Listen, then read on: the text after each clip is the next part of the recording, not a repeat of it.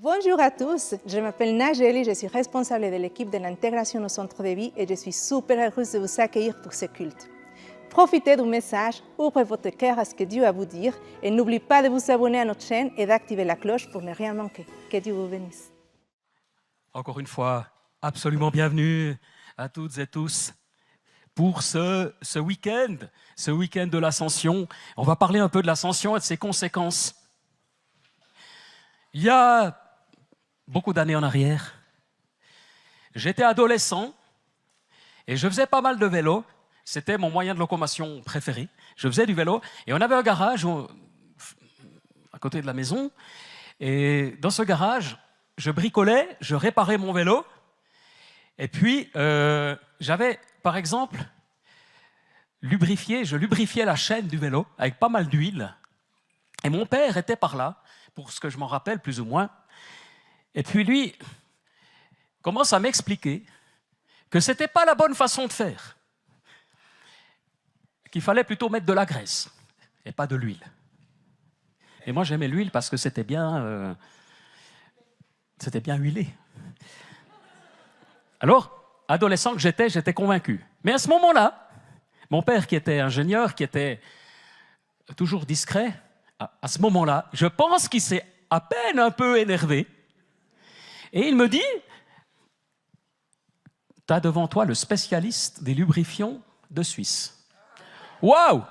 Parce qu'en effet, dans la micromécanique, dans l'horlogerie, c'était une des spécialités. Donc, spécialiste mondial, il va sans dire, puisque l'horlogerie, c'est suisse. Et là, je me suis dit, ok, d'accord. J'obéis. Je pense que j'ai raison. Mais je vais quand même obéir et faire comme il dit. Et puis j'ai fait comme il a dit. Bon, bref. Pourquoi ben, c'est forcément lui qui avait raison. Mais pourquoi cet exemple? Parce que Dieu place autour de nous des personnes qui ne se mettent pas nécessairement trop en avant. Mais je dis encore une fois que Dieu place des personnes autour de nous, des responsables par exemple, et ils ont des clés. Et nous, on cherche à faire à notre image, à notre idée. Et pourtant, Dieu les a placés parce que il a prévu travailler avec nous de cette façon-là, d'édifier son corps de cette manière-là. J'aimerais qu'on lise un texte dans Éphésiens 4. Dans Éphésiens 4, quelques versets, j'ai un petit peu écourté pour que ce ne soit pas trop long. Je vous en supplie donc, moi qui suis prisonnier. L'apôtre Paul est prisonnier à ce moment-là. D'ailleurs, plusieurs des lettres qu'il écrit, il les écrit alors qu'il est prisonnier, qu'il est enfermé. Parce que je sers le Seigneur. Vous que Dieu a appelé, conduisez-vous d'une façon digne de cet appel. Soyez toujours humbles, doux et patients. Supportez-vous les uns les autres avec amour. Efforcez-vous de maintenir l'unité que donne l'Esprit Saint par la paix qui vous lie les uns aux autres. Il y a un seul corps et un seul Saint-Esprit, de même qu'il y a une seule espérance à laquelle Dieu vous a appelé. Cependant, chacun de nous a reçu un don particulier, l'un de ceux que le Christ a généreusement accordé. Vous comprenez? Nous avons tous ici reçu un don particulier que Christ a particulièrement généreusement accordé à chacun d'entre nous. Il est dit dans l'Écriture, quand il est monté vers les hauteurs, il a capturé des prisonniers, il a fait des dons aux hommes. C'est une référence à l'ascension. Celui qui est descendu est aussi celui qui est monté au plus haut des cieux afin de remplir tout l'univers. Donc Jésus est monté au ciel, a rempli l'univers, et c'est lui qui a fait des dons particuliers aux hommes. Des uns, il a fait des apôtres, d'autres des prophètes, d'autres encore des évangélistes, des pasteurs ou des enseignants. C'est ainsi qu'il a rendu le peuple de Dieu apte à accomplir son service pour faire croître le corps de Christ. De cette façon, nous allons parvenir tous ensemble à l'unité de la foi, dans la connaissance du Fils de Dieu. Nous deviendrons des adultes dont le développement atteindra la stature parfaite du Christ. En proclamant la vérité avec amour, nous grandirons en tout vers le Christ qui est la tête. C'est grâce à lui que le corps forme un tout solide, bien uni par toutes les articulations dont il est pourvu. Ainsi, lorsque chaque partie fonctionne comme elle doit, le corps entier grandit et se développe par amour, dans l'amour. Amen. Il y a plusieurs notions dans ce passage. Et certains vont souligner l'unité. Et c'est juste parce que c'est bien ce que Paul cherche. Les Éphésiens, les chrétiens d'Éphèse étaient dans une ville que j'ai eu l'occasion de visiter en famille, on en a les ruines peut-être, mais là, on a une image de ces ruines. C'était une ville absolument célèbre dans l'Antiquité. On a ici un amphithéâtre, mais c'est une immense ville, on peut encore vraiment découvrir plus que les traces, avec l'une des 7 merveilles du monde de l'Antiquité, le temple d'Artémise. Le temple d'Artémise dédié à cette déesse. Une ville phénoménale, une ville phénoménale. Et voilà que tous ces païens, il y en a beaucoup qui se tournent vers Christ grâce à l'annonce de l'Évangile. C'était aussi la ville qui avait la 3e plus grande librairie du monde. C'était une ville juste phénoménale. Mais aussi, c'était la capitale mondiale du trafic d'esclaves.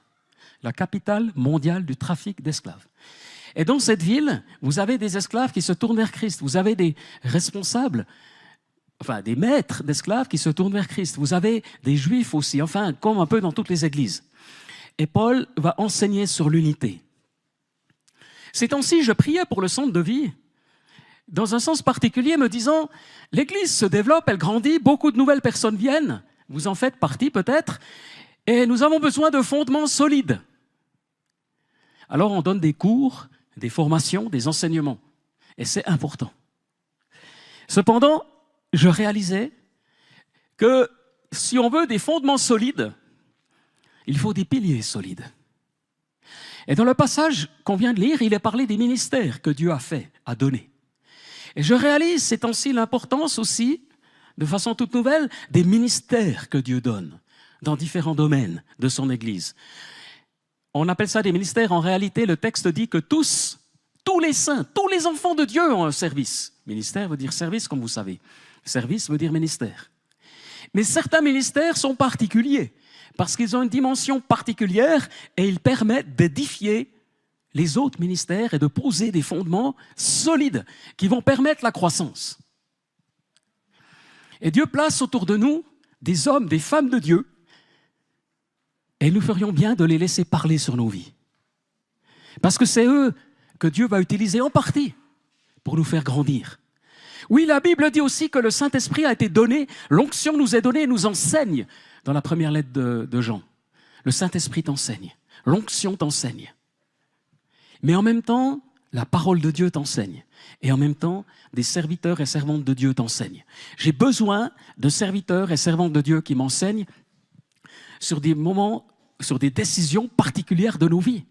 Quand nous avons décidé, en 2000-2001, d'acheter l'ancien bâtiment de l'ancienne centrale laitière, waouh, c'était un pas de foi, mais exceptionnel. Mais on a non seulement prié, mais le conseil de l'époque était unanime. On avait fait un sondage dans l'église, on était unanime, moins peut-être une personne, mais surtout il y avait des conseillers extérieurs aussi. Par la suite, quand on a eu à cœur de bâtir cette salle ici, la grande salle, je me rappellerai toujours parce qu'on voyait depuis l'extérieur, enfin, à l'extérieur depuis l'ancien bâtiment, dans nos bureaux, et j'ai vu les machines arriver. Parce qu'il fallait sonder ici pour poser les piliers, enfin poser les fondations, c'est plus que des fondations parce que c'est très profond, parce que c'était un terrain, une ancienne déchetterie. Et j'étais là, puis je me suis dit, c'est trop tard. Waouh, si on s'est trompé, c'est trop tard. On a signé. Oh Seigneur, un mélange de joie dans l'expectative et de crainte. Mais en même temps, il y avait eu des étapes, des personnes extérieures à l'église, des hommes, parfois des gens extérieurs à l'église qui avaient un ministère, on les avait consultés aussi. On n'était pas seuls. Il y avait une attitude aussi de soumission, d'écoute. Pas du dernier venu non plus. Certains nous ont critiqués. C'était par la suite, en 2008, crise économique, crise financière. Et on nous disait, mais quelle folie d'investir, de s'endetter. Mais 15 années plus tard, on voit la bénédiction divine. Quand tu es dans la volonté de Dieu, tu dois avancer dans cette volonté. Et j'ai noté ici quelque chose. Et je me disais, mais en fait, est-ce que je vais retrouver ça? L'humilité, c'est écouter. Donald Trump, il a une qualité. Il s'en fout de ce que pensent les gens. Donald Trump, il a un défaut. Il s'en fout de ce que pensent les gens. En tant que chrétien, comment faire? Comment discerner? Comment savoir quelle est la volonté de Dieu? Parce que parfois, tu as des gens qui te conseillent des choses et c'est faux. Et puis à l'inverse, tu peux t'obstiner et ne pas écouter ceux qui te conseillent. Mais il y a des gens que Dieu place autour de toi. Par exemple, ton conjoint. Par exemple, des membres de ta famille. Par exemple, des personnes de confiance qui te connaissent de longue date, des amis. Ceux dont on dit, ils te pardonnent tout, mais ils ne laissent rien passer. Un ami pardonne tout, mais il ne laisse rien passer. Pardonner, c'est une chose, mais ne rien dire, c'est pas être un ami. Mais s'il t'avertit, ça veut dire qu'il a toujours raison, mais tu l'écoutes. Et puis des conseillers. On a par exemple en tant que centre de vie des conseillers comme Martin Bullman que vous connaissez, mais aussi Blaise et Edith Tommy et d'autres qu'on écoute particulièrement si on doit prendre de grandes décisions. En tout cas aussi pour ma propre vie, je vais le faire. Parce que je les écoute, parce qu'on les écoute, parce que c'est important d'être à l'écoute. Je suis frappé par David. Vous savez, David, le roi David, on en a parlé récemment, Bertrand nous en parlait, c'est quelqu'un, jeune homme, il était ignoré de sa propre famille. Son papa l'avait oublié pour le sacrifice. Il avait pris les 7 autres frères, mais il l'avait oublié. Ses fidèles, les plus fidèles, ont douté de lui, ont voulu l'éliminer. Il a mené des armées au combat, mais il s'est caché dans une grotte pour sauver sa vie. Voilà David qui, avec audace, a dansé devant le tabernacle, devant l'arche plutôt. Mais par la suite, il a commis des erreurs morales gravissimes. Et pourtant, nous le connaissons comme l'homme selon le cœur de Dieu. L'homme selon le cœur de Dieu. Un homme imparfait, mais qui est toujours revenu au Seigneur. Et quand Nathan, le prophète, est venu vers lui et a dénoncé ses comportements immondes, là, ses yeux se sont ouverts. Et il est entré dans une repentance profonde qu'on découvre par exemple dans le psaume 51. Crée en moi un cœur pur. Renouvelle en moi un esprit bien disposé. Je suis pécheur dès la conception dans le ventre de ma mère. Et il y a une repentance profonde. Sauf qu'à l'inverse, Saül, le roi Saül qui a été rejeté de Dieu, mais pourquoi? Il n'a pas fait tellement d'erreurs dans le fond. On ne sait pas trop s'il a commis un adultère, ou un meurtre, ou ci ou ça. Mais par contre, il y a une chose qu'il a faite. Une chose gravissime aux yeux de Dieu, c'est qu'il est sorti de son appel et il a offert en sacrifice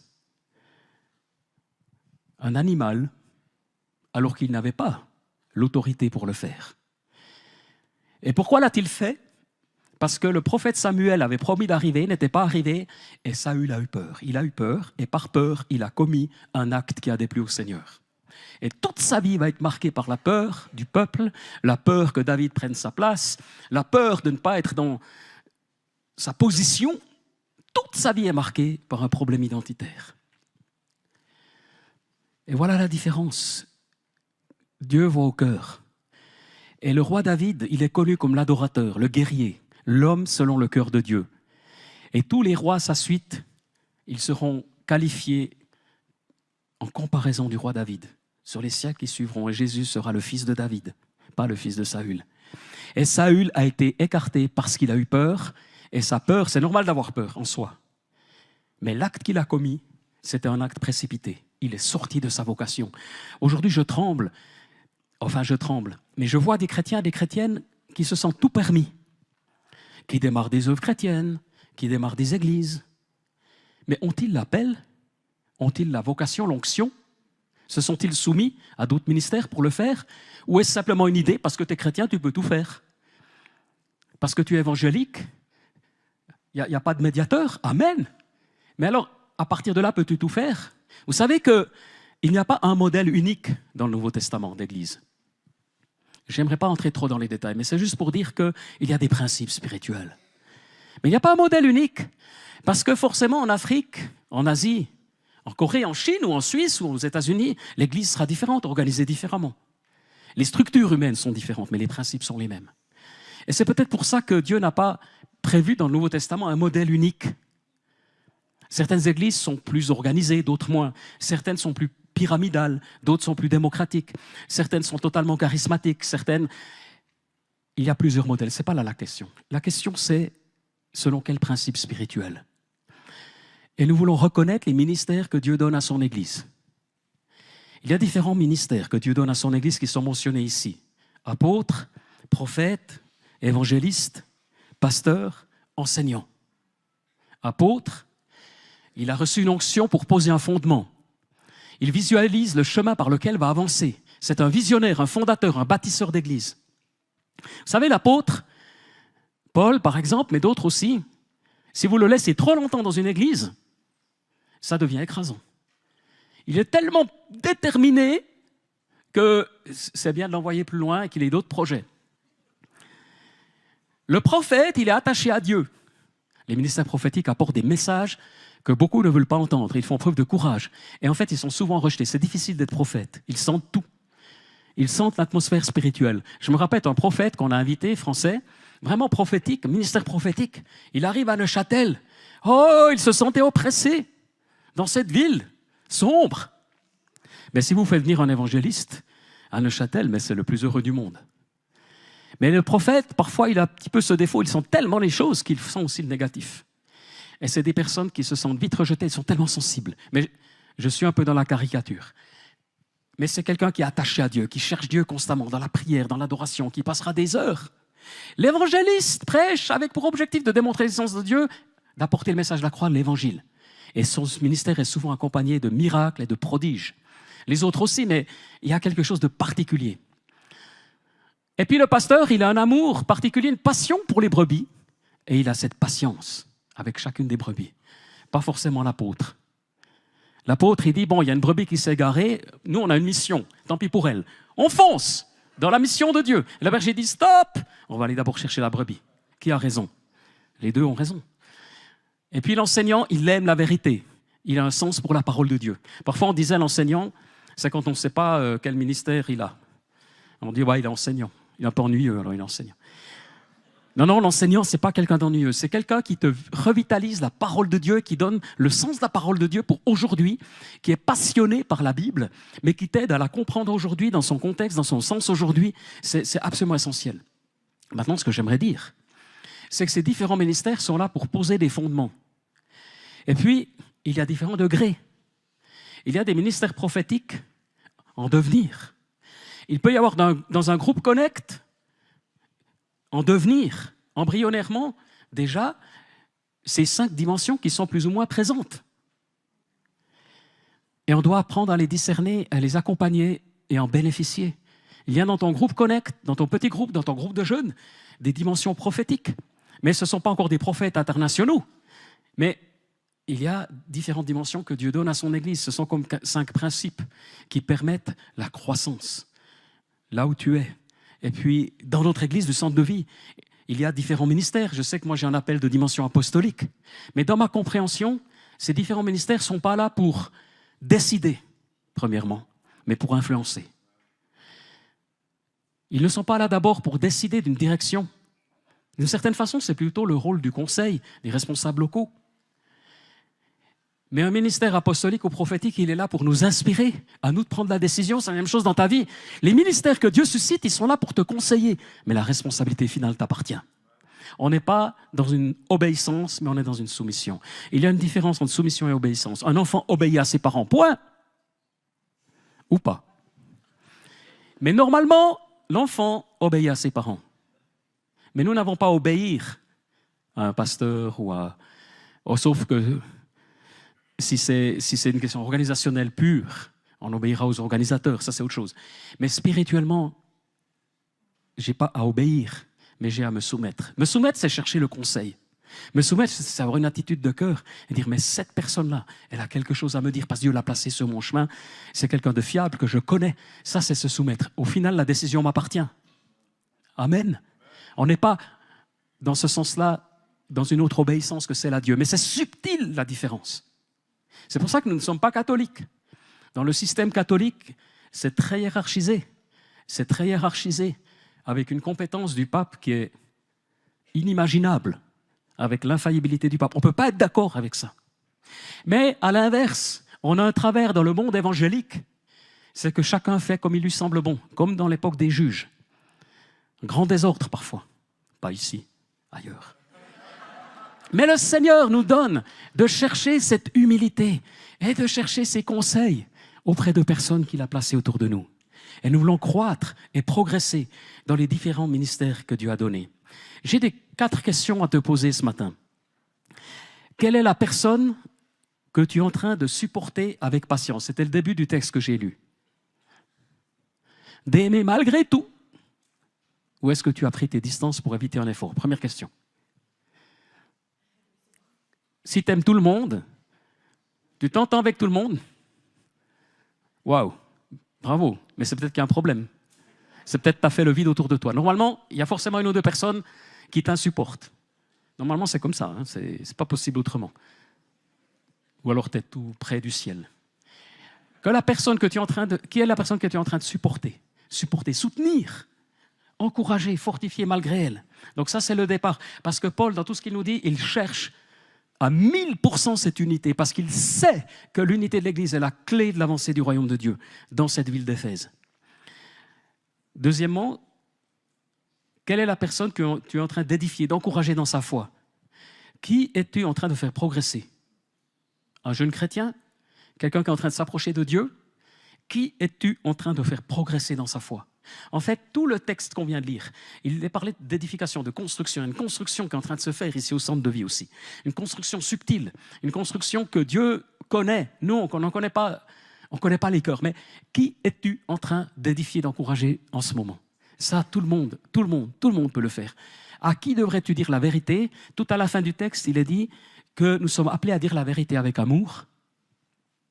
Nous sommes appelés à dire la vérité avec amour. On a déjà parlé de ce sujet. Dire la vérité sans amour, c'est du légalisme. Aimer sans dire la vérité, c'est du laxisme. Dire la vérité sans amour, c'est du légalisme. Aimer sans dire la vérité, c'est du laxisme. À qui es-tu en train de dire la vérité, mais tu n'oses pas? Ou à qui devrais-tu le faire et tu n'oses pas, et tu remets à plus tard, et à plus tard, et à plus tard, et à plus tard? Non, à un moment donné, il faut oser. Il y a des choses à dire pour le bien de la personne. Amen. Et finalement, quelle est la personne qui a un regard sur ta vie spirituelle? Quels sont les ministères en qui tu reconnais un regard? Quelque chose, tu te laisses interpeller. C'est tellement important pour devenir solide dans ta foi. Solide. Ce n'est pas un ministère Internet uniquement. Ce n'est pas le meilleur orateur du monde, le plus connu. Meilleur prédicateur, prédicatrice, oui, c'est tellement bien. Ça m'inspire aussi. Mais quelqu'un qui te connaît, quelqu'un qui te fait avancer, c'est encore autre chose. C'est encore différent. On avait cette semaine un temps particulier mis à part avec l'équipe du staff. On a prié, écouté Dieu, c'était magnifique. Et puis à un moment donné, j'ai partagé qu'il y avait une partie de ma vie en termes emploi du temps où j'ai plein de questions ouvertes. Pas l'engagement au sein du centre de vie, mais un peu à l'extérieur. Et on écoute Dieu. Puis à un moment donné, mon ami Joey dit, c'est surprenant, mais j'ai cette parole qui dit, tu n'as pas besoin d'être tout le temps productif. C'est simple. Merci Joey, mais ça m'a parlé. Il y a eu d'autres paroles toutes simples. Parce que simplement, on était à l'écoute ensemble et on s'est encouragés les uns les autres, la petite équipe qu'on était, avec des paroles simples, mais qui ont fait des différences. C'est souvent les paroles les plus simples de personnes de confiance, juste à l'écoute de Dieu, qui m'ont le fait parfois le plus avancer. Parce qu'on cherche tellement plus loin, des grandes choses, des grands ministères. Et Paul commence par dire, mais soyez humbles. Amen. Oh oui. Parce que l'humilité, ce n'est pas renier qui nous sommes. Je suis partagé parce que nous, en tant que Suisses, dans la mentalité helvétique et particulièrement neuchâteloise, nous coupons les têtes. Oh, dites-moi qui est le président de la ville de Neuchâtel? Ou la présidente, probablement. Ouais. Alors c'est possible, oui. Merci. Venant de mon là, c'est bien possible, j'en sais rien. Ça change chaque année. Alors là, c'est plus facile, le ou la présidente de la Suisse? Oui, c'est vrai. On l'a vu parce qu'elle était à Blatten, maintenant tout le monde sait.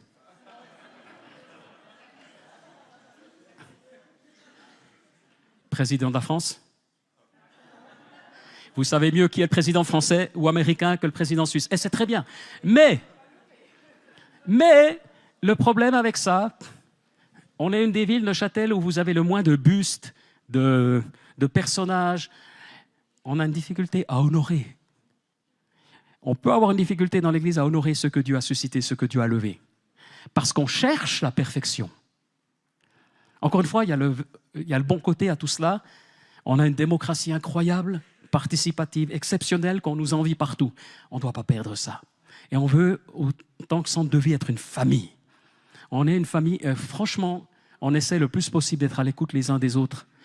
Mais nous voulons aussi reconnaître les ministères que Dieu donne à son Église. Amen. Il y a cette espèce de dualité, de duo. Et beaucoup d'églises ont de la peine avec ça, ont de la peine à reconnaître les ministères.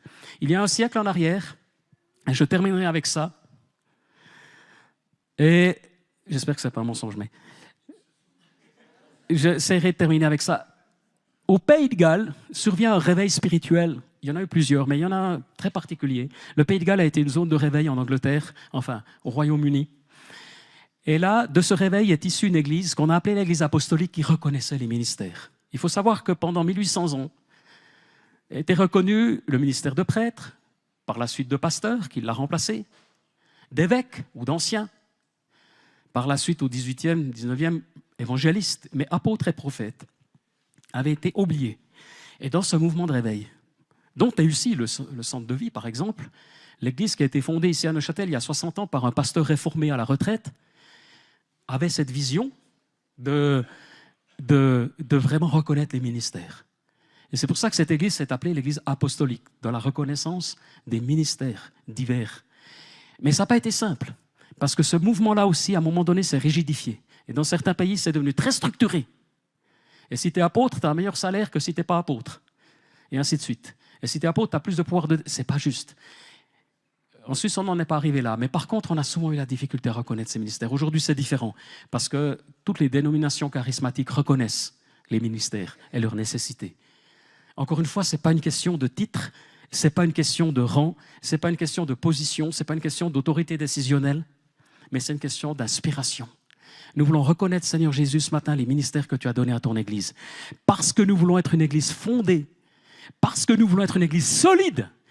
Et nous prions. Nous sommes tellement heureux de voir des masses pouvoir se tourner vers toi, des foules se tourner vers toi dans les années à venir. Mais pour cela, nous voulons des ministères que toi, tu établis et donnes. Et nous voulons dire oui à l'appel de Dieu. Nous voulons dire oui à l'appel de Dieu. Et nous voulons reconnaître ceux qui sont appelés à être reconnus. Nous voulons être patients. Certains sont impatients. Certains disent, oui, c'est bien ce que tu prêches ce matin. Mais alors pourquoi tu ne me reconnais pas? Oui, peut-être que on n'a pas vu. Et que tu dois encore prier pour que Dieu ouvre nos yeux. Peut-être qu'il y a une autre raison, j'en sais rien. La question, ce n'est pas une reconnaissance publique. La question n'est pas là. Mais la question, c'est de porter du fruit déjà là où tu es. Parce que chacun a reçu un ministère pour l'édification du corps de Christ que nous sommes. Papa, je te remercie pour tous ceux et celles qui se sentent appelés à te servir. Tous ceux et celles qui se sentent appelés à aller plus loin, à ouvrir des dimensions nouvelles. Pas dans la rébellion, ni dans la révolte, mais dans la grâce de Dieu, l'amour de Dieu, la passion. Oh, ranime la passion dans nos cœurs. Je prie pour une dimension apostolique ici comme jamais, qui va de conquête en conquête spirituelle, où le royaume de Dieu se développe, où des centaines trouvent le salut, avec d'autres églises. Jésus, j'intercède auprès de toi. Révèle-toi dans cette matinée encore. Tu es monté au ciel à l'ascension et tu as fait des dons aux hommes. Tu as donné des ministères pour ton peuple.